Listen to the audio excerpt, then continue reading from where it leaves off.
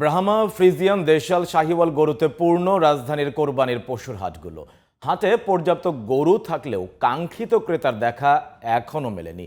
আগামী 2-1 দিনের মধ্যে হাটগুলো জমে উঠবে বলে আশা করছেন বিক্রেতারা। রাজধানীর বিভিন্ন হাট ঘুরে বিস্তারিত জানাচ্ছেন আব্দুল্লাহ খান মুন্না।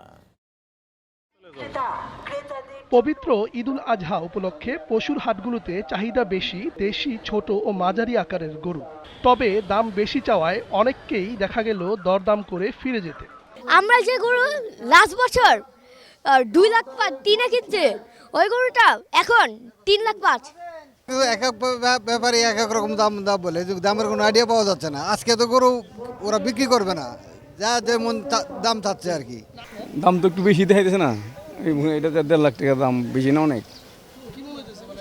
এখন তো এখন বিক্রি করবো না, বুঝেন না, এখন একটু রোদ উঠছে, একটু নিয়ে চাহিদা বেড়ে গেছে, এখন আবার দাম কমবে, এখনো বিক্রি করে না এরা। এই গরুটা আমি কুষ্টিয়া থেকে নিয়ে আসছি। গরুটার দাম আমি চাচ্ছি 6 লক্ষ টাকা। তা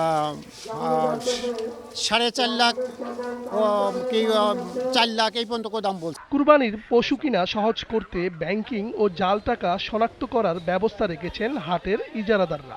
কাউন্টার নাম্বার 1-এ আপনার এটিএম বুথের ব্যবস্থা আছে, আর আপনার যত পানির যে সুযোগ সুবিধা, তারপরে আসা যাওয়ার যে সুযোগ সুবিধা, সবগুলাই এখন মোটামুটি শুরু হয়ে গেছে আর কি। সব হাটে আইন শৃঙ্খলা বাহিনীর পাশাপাশি স্বেচ্ছাসেবীরা নিরাপত্তা ও ব্যাপারীদের সহায়তায় কাজ করছে।